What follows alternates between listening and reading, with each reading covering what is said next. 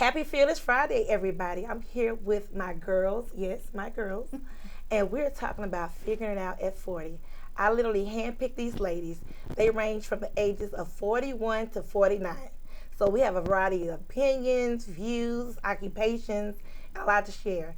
I'm going to allow each one of them to introduce themselves and also tell everybody what you do for a living. I'm going to start with the newest bride of the end, Miss Thunder. Hi. Mrs. Thunder. Yes, Mrs. Thunder. Hi, my name is Nikki Thunder, like she says. I am a RN, but I'm a nursing director. So. How old are you, Nikki? I am 42. I know I don't look it. Well, my name is Calibra White. I work in technology sales, and I'm 41, and I don't look it. My name is LaShonda Pierce. I am 41, and I'm an interior designer. My name is Kate O'Neill. I am 49, and I certainly don't look it. Definitely I work for Shell. I'm in the trading industry, and I manage the Marine Sale team for the Americas. I am Nakeitha Ross, and I'm 41, and I'm the strategist behind the Fearless Female. Hello, my name is Monique Short. I am 43. Yes. I was just confirmed just by Keith because I couldn't remember. I'm a registered nurse and soon to be published author. Come on, Arthur. Let's live. Yes. I'm Jennifer Counter. I'm 42, and I'm an entrepreneur. I own a tutoring center. That's it. Okay. Hi, I'm Nicole Johns. I am 45. I'm in education. I'm a program director. Cool. So we're going to start with our first question. And this is general. And anybody can jump in where they want to. Who did not embrace 40? Was everybody kind of receptive to 40, looking forward to 40? Okay, I don't think I really embraced it. Okay. I think I felt like when I was growing up, like I always thought 40 was like old. And so then when I got to 40, I had to like rethink my thinking because I was like, well, I can't be old because my spirit didn't feel 40. And so my spirit's like felt like still in my 30s, too smart to be in my 20s, but definitely somewhere still in my 30s. But I don't really think, I don't think that I was as excited about it as I hear some people. But then when I got everybody together and I celebrated, then I've kind of felt like, okay, like this is a new time. Like it was a definite like jump for me in a lot of ways. And, but I think initially, I don't think I was just like totally like, oh God, I'm turning 40. Right. But then I think once my sisters and my friends and everybody planned it and we got together, then I really embraced it and I kind of started to grow into more of who I feel I am now. And I was the total opposite. Like I was team 40 and fabulous. Like I was like, I'm ready for this. Like I was the most fit in my life. I was working out. I was like at the high point of my career. You know, I was traveling, like doing everything I wanted to do. So like I embraced it because I'm like, it's just another number, so it doesn't matter. So I was ready for it. And I'm with Kate because for me, I was excited about it because I feel like everything gets better with time. And I look forward to just growing and continuing to evolve. So I feel like I'm getting finer at 40. And for me, you know, I definitely embraced it. I was excited about it. Any reason to celebrate. If you know me, any reason to celebrate. But let me tell you about 40. 40 is when I felt like I was figuring things out all over again. And that's the purpose of this podcast. I felt like I was figuring things out all over again. And it felt like once I turned 40, it became awkward. It became very awkward. I'm like, what's next? What does 50 look like? What does 60 look like? I started like forecasting further. I think in my 20s, you worry about like the next year. And then your 30s, maybe the next 5 years, the next 10 years. But when 40 comes, you start to worry about 50, 60, 70, 80. Sure. It's more long-term thinking. Absolutely. Yeah. And that's when I was like, I got a lot of figuring out to do. So that's how this podcast came about. And shout out to Tara, because her whole little theme that she had was figuring out at 30. And I was like, that was pretty cool. Yeah, it was. And I was 39. I was like, Tara, you got to talk to me before I turn 40 because I'm like, I got 6 months to go. You're right. So literally, so how figuring out at 40 came about.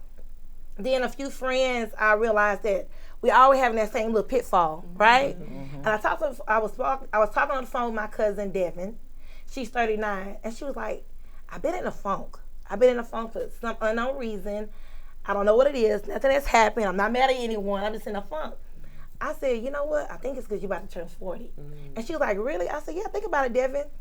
By now, you've already purchased the house. You've been living in a house for 12, 13 years that you purchased, right? You doctorate. You have a doctorate. you have 3 children, you have a husband. And like it's like what's next? What's next? Yeah. It's like what's next? Yeah. Like Yeah. you know, once you become established according to what society says is being established, right? It's like, well, how do I redefine myself at 40? Yeah. So what's next? So I want to know. I'm gonna start on this end again. Okay. What's next for you? Ooh. First, I want to go back to the first question Okay. really quick. At 30, I was not embracing 40. Because at 30, if we're mostly the same age, at 30, 40 was still a little old. You know, there were still certain expectations, what you look like at 40, what most 40-year-olds look like, and all that. But I think over my 30s, what 40 looked like changed. You know how they said 30 is a new 20 Right. and all that stuff. So once I got closer to 40, though, I was so excited. I used to lie about my age. Like every year I was 27. So as I got closer to 40, I embraced it. I jumped in. Now moving back to what you just asked, what's next? That's been the dilemma that I have right now. Because just like you said with your cousin, it's like you've had all these accomplishments. You probably accomplished a lot more than you anticipated at this age. I know for me personally, I did. And so now what can I do to elevate myself? What can I do to take that next step, you know? So I'm at a stage, I went through stages in my 20s, 30s, and 40s leading up to, you know, this podcast, and I started reflecting. And so now I'm at the stage where I feel most confident, most leveled, and I feel in a mental space where the stuff I did at 20 or the stuff I did at 30 that prepared me for this time, I can actually see it more clear. So the challenge I'm having right now is, what is next? What can I do to challenge myself or elevate myself? You know, I've met these goals that I wanted to meet. What can I do more? So I do have an answer, but I think we have some more questions about that later on. So I'm just still trying to struggle with what's next. So I want to ask Nicole, being right in the middle of 45, right? Dead smack in the middle of 45. How does it feel to be figuring it out at 40? Did you have that same kind of feeling, or? Well, actually, I agree with exactly what she's saying, because my 45 doesn't look like I planned it. You know, everybody wanted a husband, 2.5 kids, and a dog. It's just me and my son, and he's 18 and doesn't really need me anymore. So now I'm like, okay, so what are you gonna do? You know, so I'm in that stage right now. Like everybody's talking about, I have this hustle, I want to be fearless, but I have the confidence, the drive, but I don't know what it is. You know, I'm no longer, you know, dwelling on finding a man or whatever. You know, he can catch up with me, but I don't know what I'm going to be doing. You know what I'm saying? So it's really a transition for me right now, because like he's out of the house basically, and I didn't think that my life revolved around him until he didn't need me anymore, right? And I was like, oh, it's kind of boring in this house, you know? I got to find something to do. So I completely agree with her. But I don't really have an answer yet. I'm just kind of. You still figuring it out? I'm still figuring it out, definitely. So Mo, what does figuring out at 40 look like to you? Ooh, child. Mine is doing more of some more traveling, going to some places I haven't gone. I mean, we've traveled with the kids, like, you know, Caribbean and things like that. My goal is to go more out of the country, more like Africa, Dubai, expose them to things like that going forward. The other part of it is really launching this book that is actually on websites now. I just haven't put it out there. So Shame on you. Shame on me, I know, but that's my own internal struggle. It's done. It is available to purchase. It's just me going forward and really putting it out there. So let me ask you this: now, how we gonna buy it if we don't know about it? You know what I'm saying? No, I get it. Yes. So I mean, I know, but I'm just asking for a friend. I know. I guess really the thing about it, when I did it, it was never for, and you know I didn't told you this before, it was never about the money. It was just something when I was going through this Mosaic Women class, and God just put it on my heart to do. So I think a lot of that is why I'm not pushing like to put it out there, but I know it's being done for a reason, to help somebody.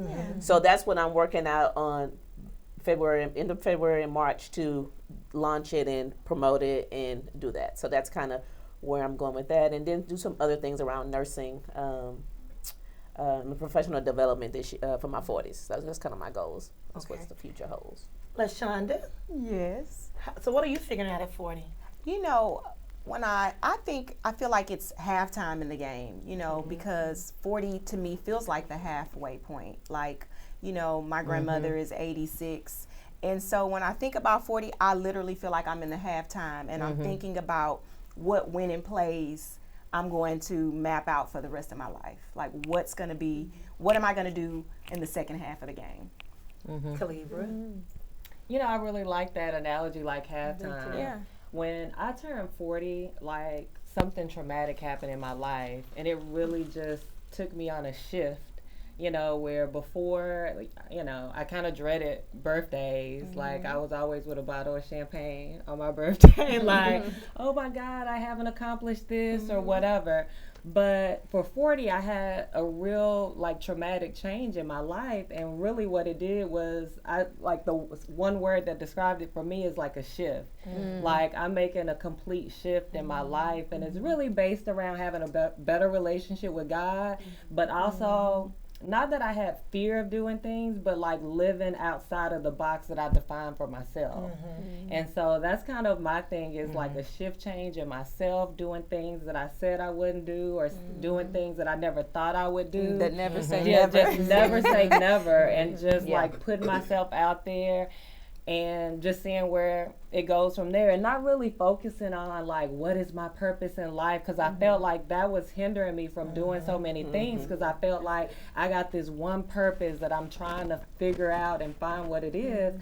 And so instead of trying to like live out this one purpose, I'm just gonna live my best life. It seems like, and it seems like you're trusting the process. I am. Just like, trusting the process. You know, if I want to do something, I pray about it. If I feel good about it, I'll do it. If I don't feel good about it, I don't. And just go from there.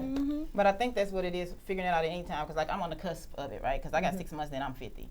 So like when I turned 40, I was looking at what I wanted to do, because I'm like, I want to retire. There's certain things I want to do. So when I hit 40, I made sure that I was investing. You know, I was making sure I was doing things for what I thought was going to be my next level, so I could be prepared for that. But then, like you said, when I turned 45, like, I was diagnosed with Graves' disease. So, like, I'm just saying, like, when you're figuring things out, things change, and you just have to adjust.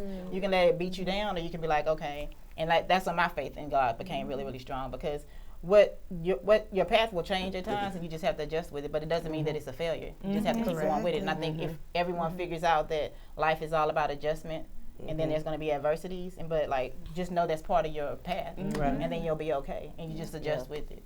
But I think coming with getting older in your 40s, even about just going and do things, experiences. Like you say, if I feel good about it, I'm going to do it.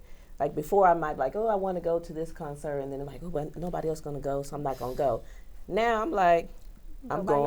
I want to see Jay-Z by myself. I'll buy a ticket. I'll buy 2 tickets and say like, hey, I'll either find someone to go with me, and just say like, hey, you want to come, or try to sell the ticket. I buy 2 tickets all the time, whether I have a date or not. I'm buying it, and I'm gonna go. Because I would go to the movies and dinner, and I do everything. No problem. But it's like when you go to a bigger event, you don't want to do it by yourself. But now I'm like, you know what? I'm gonna go, and then if it's somebody I think who might be interested, I'll ask them. If they say no, okay, you know, I'm still gonna go. And I think I got a lot of that from my aunt. And she was someone who like poured into me a lot. She would go travel all around the world by herself. Right, because sometimes you wait on people, you miss out on opportunities. That part. For sure. You have to do it. I want to get to Jennifer, but I want to get back to the waiting real quick on people. I think about when Jada was little. She was about 7. I kept wanting to take her to Disney World. Disney World, but I didn't want to take her along. And I kept wanting to take her to Disney World. So time was creeping up. You know, she was 4, 5, 6, 7. And finally when she turned 7, I'm like, you know what? We're going to Disney. I don't care if nobody goes. But in my mind, I just had Disney in my mind with another child. It's not going to be fun with me. So I was just like, you know what? I paid for my friend's daughter to come.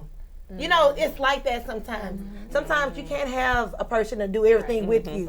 Waiting on people, she'll be 17. And Disney ain't the same at 17 as it is at 7, because it's the magic of Disney at 7. Like, you still believing in Mickey Mouse and all those things. But you realize that, you know, you can't do everything with everybody. You weren't born a twin. Exactly. So you're not going to do everything with everybody. But I want to know, what are you figuring out? So I feel like at this place in my life right now, kind of like you're saying, my daughter's 18, so she's getting ready to graduate. So I feel like this is the word that keeps coming to myself is like reinventing myself. Not like I'm not happy with myself. I feel like I've come to a really good place and I feel successful and I feel confident. I feel like I've accomplished a lot. But I feel like my 20s, I had it when I was 25. So I feel like 25 till now, I feel like it was a lot about being a mom, mostly about being a mom. And I don't regret that, right? Like I feel like I poured everything I had into her, but I feel like a lot of times I had to put myself on the back burner because I wasn't, my daughter calls me an only parent. So she told me when she was about 6, she was like, I don't know, people keep saying like single parent, but I just say I have an only parent. So, her dad didn't like that too much. But, so I feel like this time is really about me. Like, what do I want to do? So like I've traveled quite a bit, but I want to travel more. Like I tell my sisters, I say, well, I'm going to get Lauren sent off to college and then I think I'm going to Europe for 2 weeks. And they're like, oh my God, by yourself? Like what's going to happen to you? And I'm like, I don't know, I'll figure it out. Like, you know, so I just feel like I want to have a lot of new adventures. I want to just embrace whatever comes. My business is doing well. I want to continue to expand my business. I've done some freelance writing. I've done some like editorial column writing, but I want to continue to, you know, move forward, but do more writing, not business writing, but like things that I'm passionate about, things that have purpose for me and my story and how I see, you know, things have unfolded for me and lessons I've learned. So I think that this time for me is really about me, which feels weird because I was raised very traditional and I had like a very selfless mom. I come from a big family and it was always about your kids, and that's kind of what I learned, like what we were talking about earlier. And now I'm kind of having to like, again, rethink my thinking, right? Like I gotta kind of say it's okay to take some time for me. It's okay to want some things for myself. And I feel bad now. about it, right? Yeah, so like right now I'm in the process. We've lived in the same house for like almost 20 years. I'm gonna sell my house. I'm gonna go buy something completely different. Like I'm gonna move to a different part of town. Like I'm just really gonna just like you're going for it. And the crazy thing about Houston is when you move to another side of town, it's like you move to a new city. You move to a brand new city. Everything's different. So I'm excited. I'm excited to live somewhere new, to meet new people in that area, to find new restaurants and places to shop, and just it's just like taking yourself somewhere different, but kind of within the confinement of still where you live and where you need to work and things like that. So that's what it's like for me. I think it's a big like reinventing kind of stage of my life. And then, Nakeitha, can I say, I want to piggyback off of Jen and Nicole. It kind of, because I have a son too that's older, and my son will be 22 next month. And so, like, you don't have to rush home to, like, prepare dinner, and you don't have to make sure he's in bed by a certain time. So it feels almost like refreshing at this age, like, ooh. I don't have to run home. I don't have little kids. I can kind of do me. You can piggyback on it feels really light. So 40 feels really light and refreshing right now. So for us, your turn next. Your life is different. So for me, I can piggyback too, because like I had my first when I was 24, and then I had my second when I was 30. So like my oldest is in DC now, my youngest is in Denton and so like we're empty nesters now, and like we can be spontaneous. We can do what we want to do, and like when they come home, they are embracing it, and they're like. That's good. There's no food here. It's food that we like. We're not really concerned about that right now. And then me and him alone, because we always do family trips, we do couple trips, and we're going to Hawaii in April. They're like, well, what about us? What about y'all? Y'all gonna be in school. So we made sure we picked the time where it's just us, right? And we have to be about us. So now you can do that, and like we definitely embracing that. And then now we know we really like each other, because like you said, it's always about the kids. You're always doing stuff for the kids, and now you're like in this house together, like how this gonna work out? Like, do we like each other? Are we gonna? And we do. And then it's like it's quiet. We had to adjust to the quietness, but we good now. We make it. But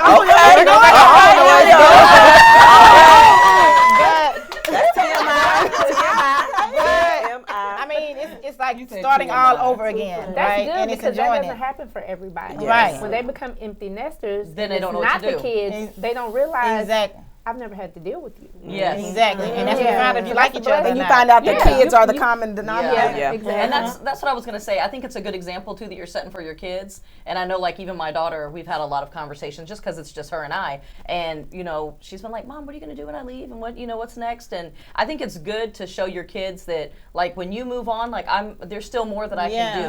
Right? Like, so that they know that there's, like, joy to be found in being older. Right? It's not like, okay, I turned 40. You went to college. Go ahead and sign me up for the nursing home. Exactly.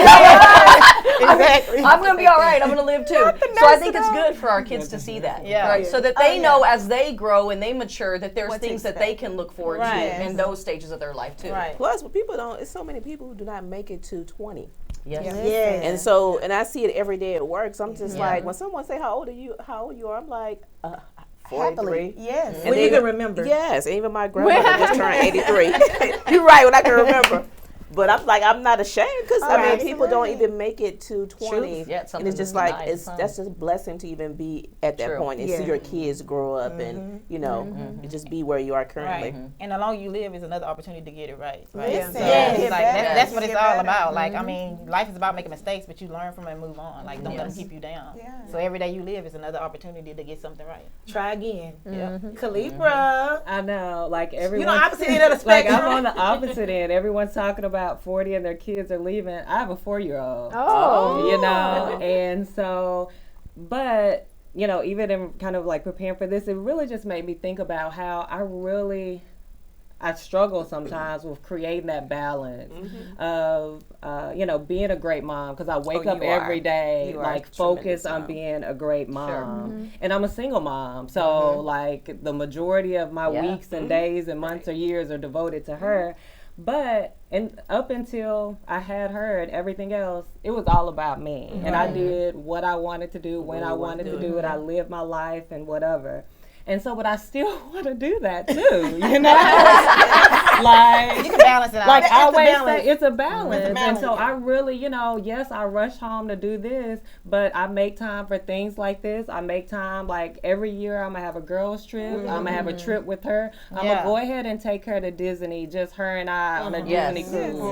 So the Disney cruise is everything. I know, and I'm gonna maybe pay for a kid or somebody. You won't have else to on a go. cruise, child. You don't have to go cruise. You should go to friends. Yeah, she'll be friends. Yeah. It's too high. Y'all just go. Yeah. Yeah. Yeah, it'll be fine. Right? It And will by be doing fine. that with her though, because we created monsters too. Because we took them when they were young, all the way to the age that they are now. So they always want to go somewhere. But when they travel, like they're learning. So you can do both. You can do it all. And that's what I do. I try to take her on a trip each year, California, Colorado, Atlanta, just different places. And I want to continue doing that. But it's a balance. And I see it because it's weird. So many of my friends have older kids and stuff like that. I'm like, well, Amina's gonna come to the restaurant too, but she's a little diva and she can do whatever. So I think it's still no matter if you have kids or you're single or you're married, it's still just about finding that happy balance. But I have a question for you, Calibra. Do you feel guilty for wanting to, go out and have a good time or do grown-up things or? No, I don't. That's the right answer. Yeah. But some people do, like leaving their children at home. I mean, it's know not a you're a bad thing. great It's not mom. abandonment. Yeah. But it's like, should I not leave her or should I? No. I think you being happy. I think us being happy as moms Make you a and better having that mom. girl time make us go back home and love on them even harder. It does. Instead of being resentful because we miss our old lifestyle. Exactly. And so I definitely, I have every other weekend when she goes with her dad. And so I'll use that weekend to do whatever I want. And then I always typically try to hire a babysitter that comes like once a week, like one day out the week. So that I can have a weekday to myself to go out, whether if it's like just to go get my nails, my hair, or go out with friends, have drinks, or go to Target and walk around. Okay. Whatever I want to do, Target I is have that adventure. time to myself. And so I don't feel bad. Probably if anything is like when I'm traveling for work for a long time, I really do want to rush back and take her to school and stuff like that. But most things, I know that I'm giving her the best that I have to give, so I don't feel guilt. That's good. I think doing that shows them too how to balance life in general. Like I mean, either if you're a stay-at-home mom or you're working, and still how mom adjusts, how they make time, how she's still doing this and that for me. So it still gives them a sense of what the world's gonna be like when they get out there. You know. Yeah. So. I'm gonna start with my two Nicoles on the end. Okay. This way first. All right. I want to know what one word describe your 20s and why. The one word that described my 20s was hasty. Hasty. Yes. Big word. I realized Rethink my word. I'm in reflecting, I realized I was in a rush to do everything. What I should have been focusing on in my 30s and probably 40s, I was in a rush to do it in my 20s. I was in a rush to get married. I was in a rush to have kids. I was in a rush to buy a house. I was in a rush to do this. And I don't think I was mentally ready for all that at that time. I still hadn't figured out 20, but I'm trying to live like 30 and 40, you know. So very hasty, that's what I would describe. And it kind of led me to what describes my 30s. So what describes your 30s? What describes my 30s was escaped. So like I said, I feel like I was really hasty in my 20s, and I did everything, I accomplished it and all that, but that's not really where I wanted to be at that point. So then in my 30s, you know, I got a divorce, and then now I felt free, and I escaped all of what I was rushing to try to do. So after you escape, when you break free from something, what do you do? Exhale. You exhale and you go wild. You exhale and almost rebel. Yeah, you do. I'm doing everything unconventional. Like I did everything the right way the first time. I didn't like that. I'm gonna be rebellious. Exactly. So that's exactly what happened in my 30s. I went the total opposite direction. I broke free. I escaped. And so now I was doing all the things that I feel like I missed in my 20s, you know. And so got that out the system. And now as I ease into my 40s, I feel like I'm achieving now. I've gotten to a point in my career where it's been an upslope, just completely up, back to back. I've been blessed to have training, positions, people that invested in me, and I'm in the direction I want to be in. I'm like one of the youngest in my position amongst my peers. And so I feel like I've gotten to a great place relationship-wise. Again, I got married recently. And so I figured out some stuff from my 20s and my 30s that prepared me for my soulmate in my 40s. You're now prepared. I'm now prepared mentally. I feel like I'm prepared financially. I feel like I'm just in an achieving state. I've gotten to where I want to be career-wise. I'm real active in my sorority, my organization. I've achieved something I never thought I would in that aspect. So I just feel like right now, 40s is achieving.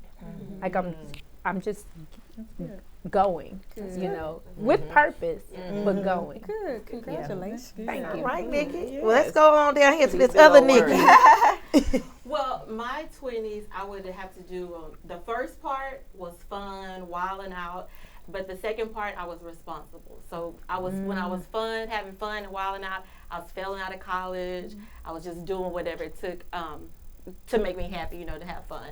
But when I turned 25, that's when I finally graduated from college. That's when I got custody of my nephew, and so I had to be responsible, start raising him. And so I finished college, I got an apartment, I moved out, and things like that for the later part of my 20s.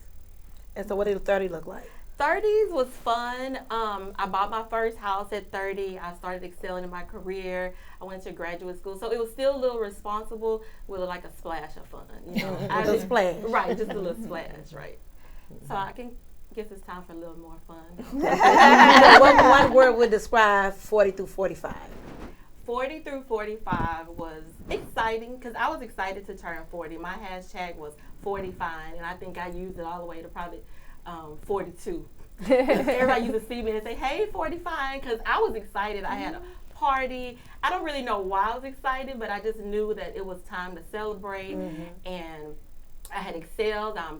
Still want to, move up in my career, but I was, at a good place. I was able to, help other people, who was coming up and teaching and wanting to do more things like that. So I joined Icons. I was able to give back in my early 40s. So it was fun, exciting, just doing more, I guess, adult, mature kind of things. Oh my God, my hashtag in my 30s was takes no prisoners. Takes no prisoners, man. LaShonda, what one word describes your 20s and why? The word that would have to describe my 20s is motherhood. And because of that, because I had my son at 20, my motherhood turned to hustle. And it turned into that because my son's father went to prison 3 months after my son was born. So here I am, 20 years old, as a single mother, I have to provide for my son. So it instantly turned me to hustle. I need to find something I'm good at. I need to work hard so that I can provide for my son. And being a single mother, I never let my son be away from me for long periods of time. I take pride that I truly raised my son. I worked weekends. I did what I had to do. So motherhood pushed me to hustle. What about 30s? I'd say my 30s were progressive, because by then in my 30s I began to make a name for myself in my career.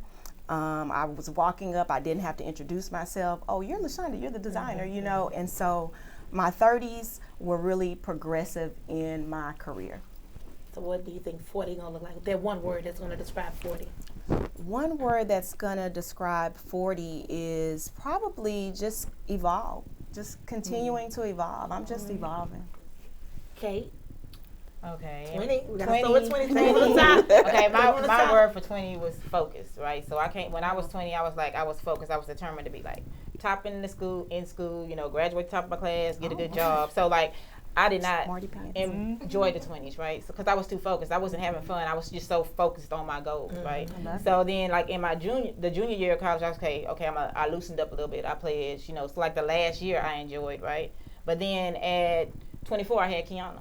So it's like, then I had to be even more focused. So in my 20s, I didn't just do the fun things that 20-year-olds would do. So then that's why in my 30s, my word was just word is carefree. Because then at 30s, I was carefree because I had a job, I was doing well. Then I even had Kaylin, like at 30, right? So that was a new baby at 30. So I was like not taking the world too seriously. Like I was just doing what I wanted to, when I wanted to do what I had to lighten up, because I was so focused in my 20s. So by 30s, like now it's time to loosen up a little bit and enjoy things. And then for 40s, it was driven. So in 40s, I was like focusing on, okay, I've done well, I'm successful, I'm like, I give back to the community, I help others, you know. So I was like, for my 50s, I wanted to be more about me, because I'm very selfless, you know, and getting guilty when I do stuff for me. So by then, I'm like, okay, I'm going to be driven so I can do everything I want to do. So when I turn 50, I'm not going to be worried about what other people think or what other people do. So tell me that word for 50. I want to know this word for 50 then. For 50, it's self-love. It's all about me. I love it. I love it. Come on, self-love. I love it. Mo. Good job. 20s, for me, I would say it's a phrase. I was living my best life. I went to college, finished college, got a job in nursing, had my daughter at 25, but I still was able to take care of her, starting a new profession. Mom used to say, "Girl, you're on the plane more than the pilot." but it was a good balance. So I still was able to have fun in 20. So 20s was like living my best life. Like it was. I can't say nothing bad about my 20s. 30s, I would describe as a seesaw for me. I don't know. I just kind of felt like in an odd place a little bit, even because I started gaining weight. Then I got married, so that was a high point. I had Austin. So how old were you when you got married? About 33. Okay. 33, 34. And then I had Austin like at 35. So in that moment, I don't think I was as confident in myself as far as just my appearance, like because my weight was just kind of up and down, and just, you know, I had kids, but I also had a career, and I went back and got my master's. So that's why I say it's like a seesaw. It was some good and some bad. And then 40s, you know, I'm still on the weight journey. You are so Lord. Okay. But my word for 40 is intentional. To be intentional about getting this weight off. In fact, I'm so intentional. And I need everybody to hold me accountable out there.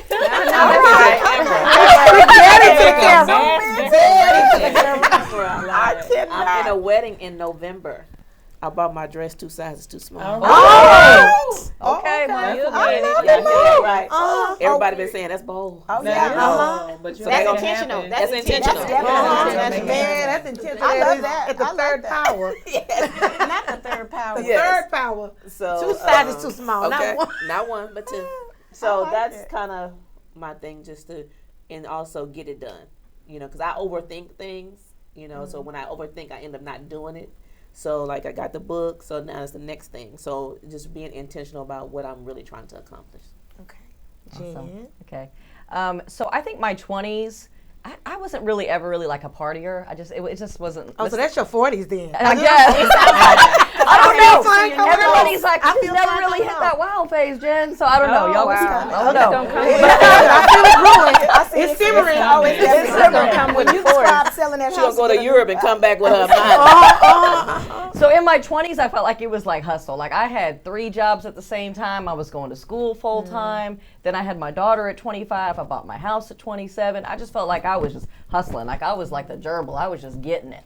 And then in my 30s, I felt like 30s was transition for me because God was just sending me all over the place. He had me in my late 20s and then early 30s, I worked in the corporate world and I kept transitioning to new jobs. Like it was like I did human resources, then I did tax, then I did audit, then I did finance and accounting, and then I did like corporate management. And it's like I kept excelling, which was awesome, but it was all new things I had to keep learning. And so I was like, man, what is he doing? He's just jumping me all around.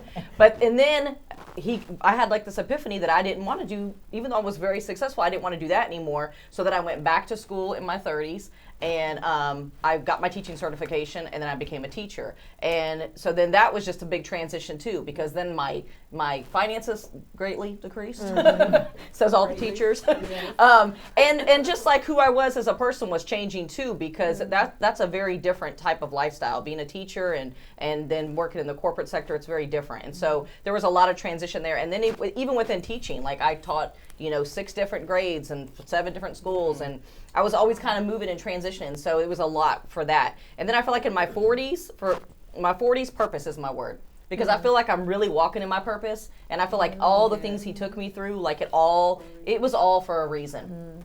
Like he definitely had a purpose behind it. I couldn't always see it, but I feel like it all meshed together. And now that I have my own company, all those things, I need to know all those things. I need to have walked through all those and all things. that. All of that. The And human even the resources. teaching part, Yes. because I have so many tutors that are working for me and we do so many different grades, and I can effectively say, when they come in and they don't understand something, they're worried about something, I understand. I've taught that grade. I feel like, you know what I mean? Here's some help. So for me, I feel like purpose is my 40 word. I feel like I'm walking to my purpose. I feel like every day God is unfolding new things for me. And I'm just so grateful. Like I'm grateful to be here with you guys. I think this is so phenomenal. Like to be around so many smart, driven, successful women. Like it's empowering just to be in y'all's presence, because it's just a reminder that like each of us is gifted in a different way, and each of us has our own purpose and we have our own calling. And when we live in that, like we give so much to the world. Like we're blessing ourselves, obviously, but what a blessing it is to everybody who gets to be involved in like encounter with us, right? And it's just a ripple effect. Like we're gonna affect our families, but we're gonna affect our communities and future generations. And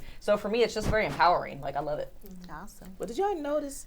All y'all fast in your 20s. 25. 25 was the day everybody got babies. 24, 25, got I was them babies. 20. I was 20. Y'all two together. Yeah, Us two. Yeah. Us I was 3. young. 20, because that age. because that's the age where you like You think you're grown. you think you're grown, Yeah. and you're like it is It's what like it is. when you turn 20, it's like you breaking. It's like a get out of jail free card. Yeah. It's like I'm out. I'm grown. You know, how, like when you're a kid, you saw the meme where everybody was down to be grown and now mad now. Like, you know what I mean? Yeah. Right. So it's like when you were 20, you were down to be grown, so you ready to do everything so fast, like you Not was hasty. hasty. And I think that's why so much happened in your 20s. And I think we can see it with our children, because anybody who has a child that's over 18, I think we were talking about this yesterday, like, it's like even our kids are excited. When my son turned 18, he came home with a whole tattoo, didn't even ask me anything. Oh. Because it was almost like he read a book like, I'm 18 and I'm Green free. light. Yeah. So it's like, that's how we were. So I really couldn't be mad at him because he knew the law. I couldn't mess with him. Hannah took us with her to get her tattoo in You know, Atlanta. so it's like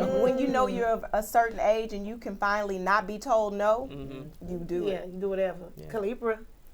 Well, in my 20s, I would say like wow, because I was like, I graduated college, I had a great job, so I was like working hard. I was like work hard, play harder, and I played harder.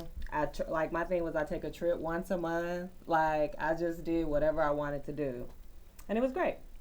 My 30s, I would say transform, because I just had so many highs and lows. My career was going up, but like personal relationships were like all over the place. I was, probably emotionally struggling, but probably didn't know it at the time. And so now for 40, like I said before, it's like that shift.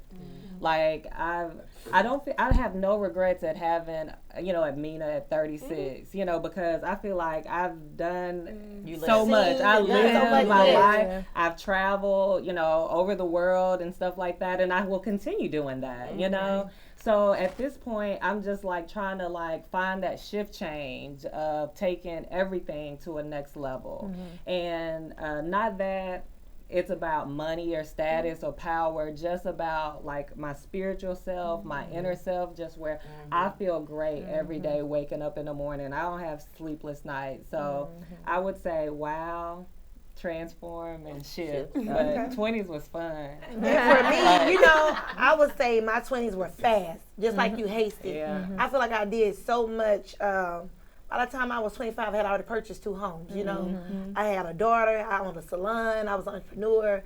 Everything happened so fast, I started with Design Essentials, like so much happened in that time span, right? And then 30 was like speed limit. Like I just went the right pace, it, like everything started to kind of taper down some, settle down, right? But then 40 to me is slow. And for me, slow is hard though, because I do everything fast. I cook on high. JJ plus the cook. I cook on high. I talk fast. I literally have to tell myself to slow down. I do everything fast. So for me, slow is so intentional though. I literally have to think about it.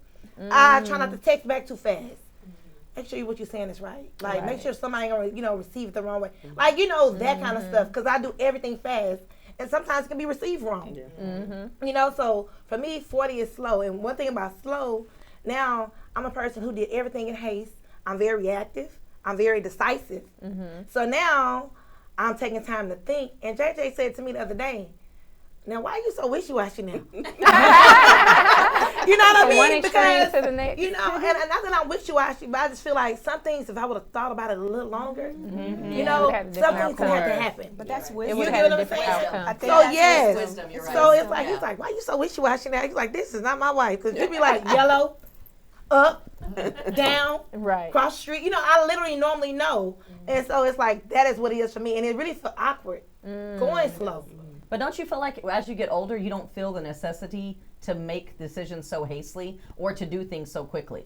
Oh, I feel that absolutely. way now. Like I feel like now that I'm a little bit older, I'm just like, I'll give you my answer when let me think about I give it to you. Whereas before I felt maybe like, it felt like I had to do something at a certain time, or I had to be a certain person, or I had to. Now I'm just like, you gonna get it when you get it, and I'll, I just feel like you know who you are more, so you are unapologetically who you are. And all facets of that. Yes. If that means you used to be fast and you're slow now, well then you're just slow.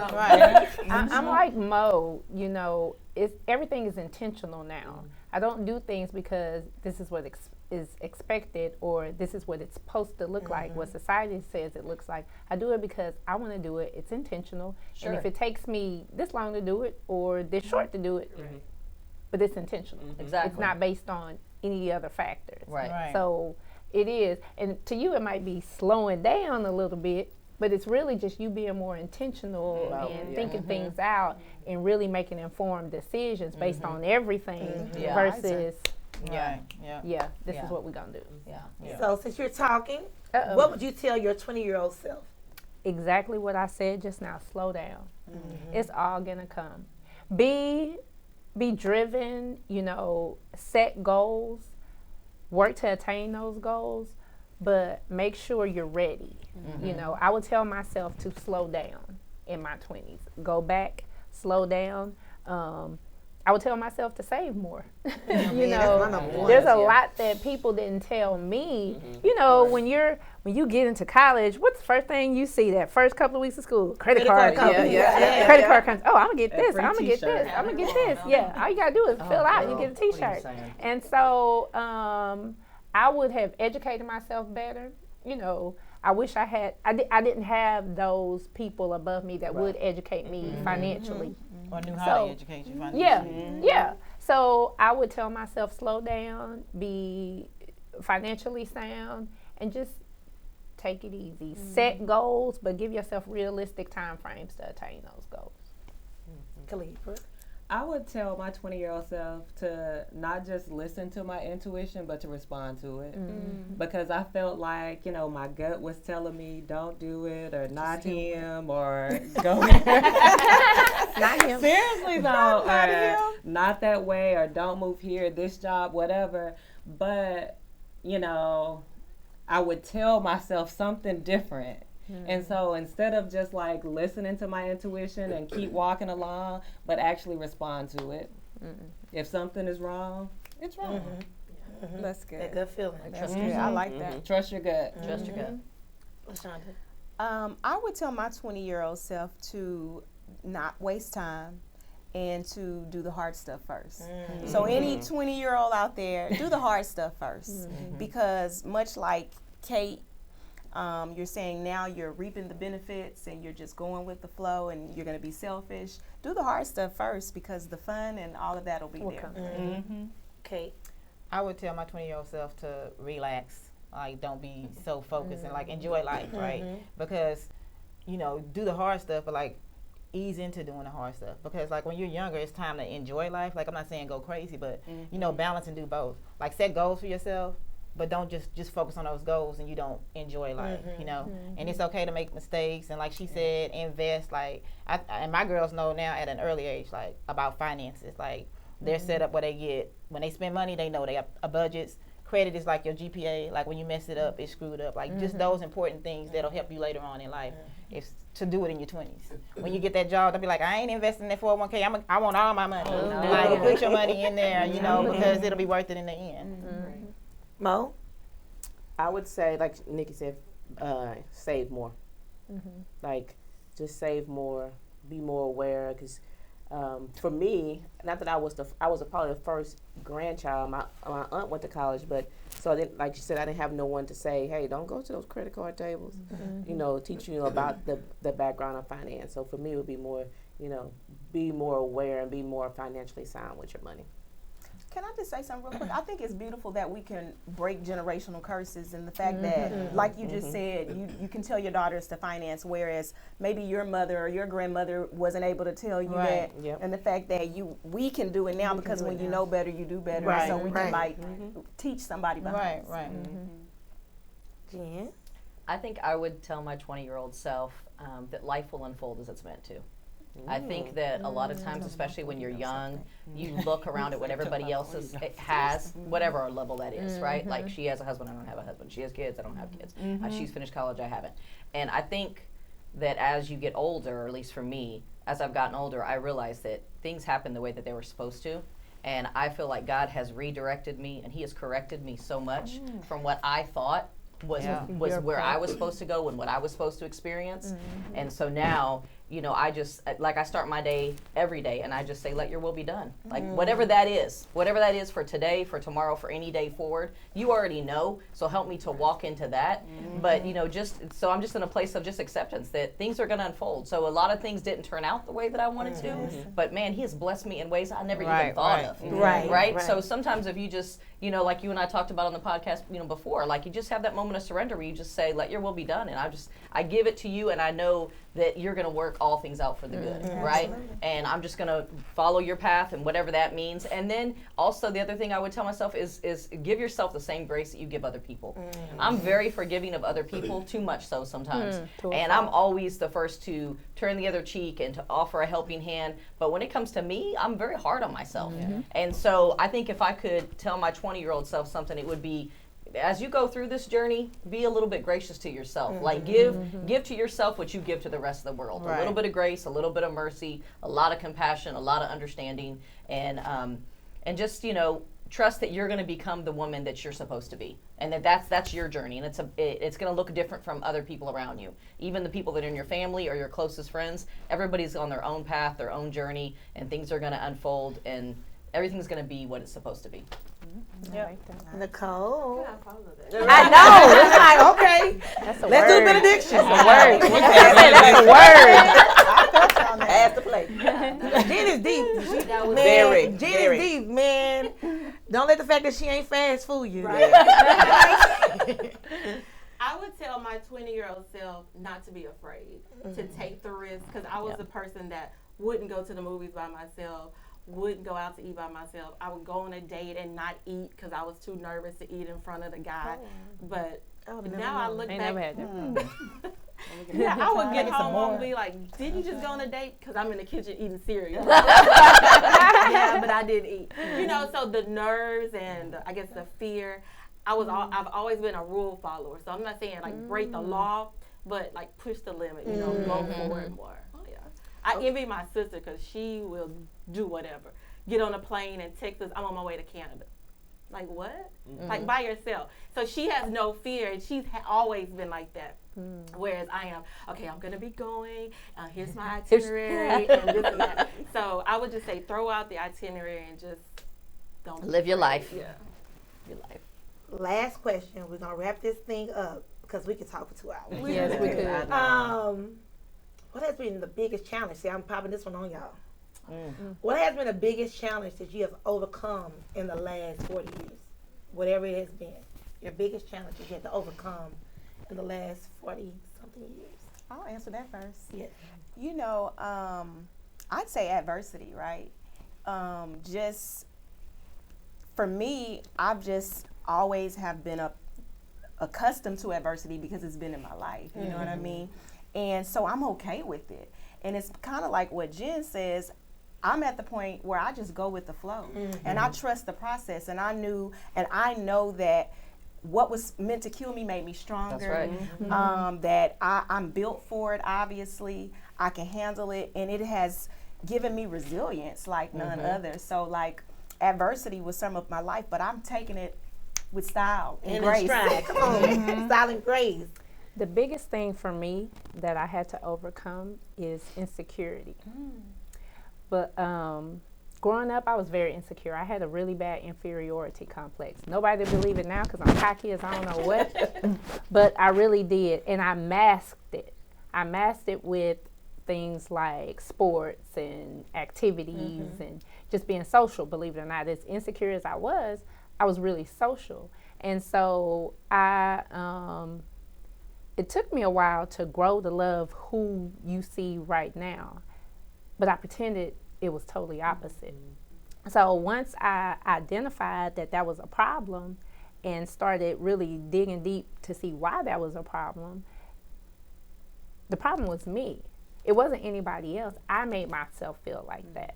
I was the one who thought I wasn't pretty enough because of my darker hue, or I was too skinny, and da-da-da-da. All the girls had butts. I ain't had no butt. You know, I looked like I was everybody's homegirl. You know, so I was very insecure in that aspect. I was very smart. I was very athletic, but I just felt like physically I didn't have that presence. And so once I realized the problem was me and not everybody else, and what it took was it was a classmate. We were at the park shooting basketball. You know, I was always shooting basketball with the guys. And it was a classmate. We were probably like in the 9th grade, 10th grade. And he said, Nikki, you have a really pretty skin color. And at that point, something just clicked. And I was like, so I've been tripping. I've been the one tripping. And so once I got into a good headspace for myself, then it moved into more confidence. Right. You know, my presence was more so of, you know, I know. Can't tell me. But that was a struggle. Yeah. It was a struggle. Yeah. And so I finally got to the point where I am today. Come on, confidence and Milky Way is the right way. Nicole? I think what is the biggest challenge was probably being a single parent and raising a boy, because it got hard like 7th grade, and then I was just like, okay, so what am I supposed to do? You know, because everybody would tell him yes, but I was always the no person. So that was like kind of a rough year, but I made it through. But that was, you know, being a difficult thing, raising a young man, and because, you know, like they always say, a woman can't teach a man how to be a man, but we teach him what we know, you know, and thank God that he's turned into, you know, a nice, handsome young man. Kate? So, I think the biggest thing for me was to stop being a sacrificial lamb. Like for me, it was like I always wanted to make sure everyone was okay, you know, even at my detriment, right? And feeling guilty because, and I think by doing that and helping people That's why I've been as blessed as I have, and I continue to be blessed. But it took me a long time to not feel guilty or to say no. So like now I'm comfortable saying no, and I'm okay, and I don't feel guilty or ashamed when I do stuff for myself. So that was the biggest thing for me to overcome, is like, because when you're the one that's doing best in the family, you always feel like you need to take care of everybody and do all that kind of stuff. So I feel like that was the hardest thing for me to overcome, to not feel bad about not doing it, because you can figure it out, because you just end up enabling people not to do well. So that was my hardest thing to overcome. Libra. The hardest thing for me to overcome, and really just probably being as transparent, is like, it's a country song, looking for love in all the wrong places. You know, just breaking free from that. And really, that's why I said this shift to 40 is like finding, not really finding, but outside your norm. Like really making myself concrete in my relationship with God. And then I don't have to look for love anywhere, because I got all the love I need, like right here built inside of me. And I think that was like the biggest thing that I had to overcome, because I love giving love and I love receiving it. And I'm just a natural lover. And, you know, I know God blessed me with my daughter to be able to love on her, and she gives it back to me exponentially as well. So to me, that was the biggest hurdle I had to get over it. And I'm so glad that I am over that hurdle completely. Overcoming hurdles. Right. Mo? Mine's probably go back to my childhood. So when I was probably, probably elementary, my dad ended up being addicted on drugs. So that changed our whole landscape of how we lived. I mean, before he, was driving trucks, my mom had a job, like we had money, like it was just good. And then all of a sudden, all that changed. So we had to go stay with my aunt. My mom had to get 2 jobs. We would sometimes maybe not have the lights on, things like that. And so seeing her have to go through that, I think definitely played a part in who I am now, and kind of, wanting to achieve this and do that. So for me, that would probably be the hardest thing, because it was a big shift on, I mean, I just remember that as a child, like that was a total shift on what I remember my world was to what it ended up becoming. I mean, it ended up working out, but still while you're going through it, it's like, wow. So that's probably one of the bigger things that's probably stands out for me. But I think knowing, because I've known Monique for a long time since we were kids, I think that it created who you are as a person, though. You know what I mean? Back from just, the apartment. Remember, we were like kids, and just like seeing where you came from and where you are now, and the type of life that you're able to give your children now because of your hard work and your sacrifice and your diligence. Like sometimes the things we go through as children, I think at the time we definitely don't understand them, right? But it's molding us, and it's creating us into who we need to be, so that we can give the best to our future children. So what was your biggest challenge you had to overcome, Jen? I think my biggest challenge, I come from a very traditional family. So my mom was a stay-at-home mom, come from a big family. My dad worked, my mom took care of home. That's what was just naturally ingrained in me. So I think like growing up, it was never really a question. Like I was gonna get married, I was gonna have a bunch of kids, I was probably gonna be a stay-at-home mom. Like it just, not to say that that's all my mom wanted for us, it's just that's all we really saw, and it looked good, it looked fine. Like it worked. It worked. Yeah. And so just the norms and the traditions of my family is very strong Catholic, and that's what I was raised. And then when I got into my 20s, I kind of started thinking like, I don't know if this is really for me. Like I definitely love Jesus, and I'm definitely all about God, but I don't know if all these traditions, I'm questioning some of this. So then I became, I went to a Baptist university, and then I became non-denominational. And so breaking away from that was a big deal in my family.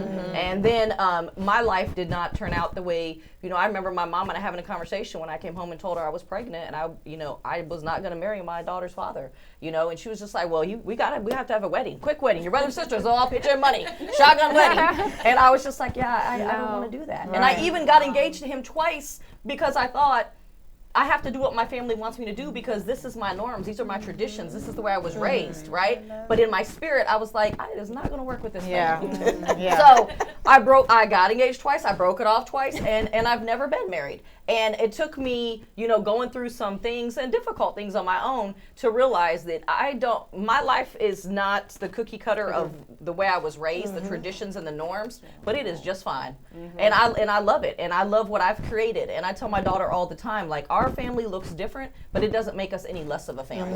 Right? Yeah. And I think that it took me well into my late 20s to be able to say that and to be able to feel that. And it took some tough decisions, and my family not always understanding. Like, I remember when I bought my first house, and I remember my brother, we're very close in age, and he said, Jen, you're just putting so much on you, girl, just wait till you get a husband.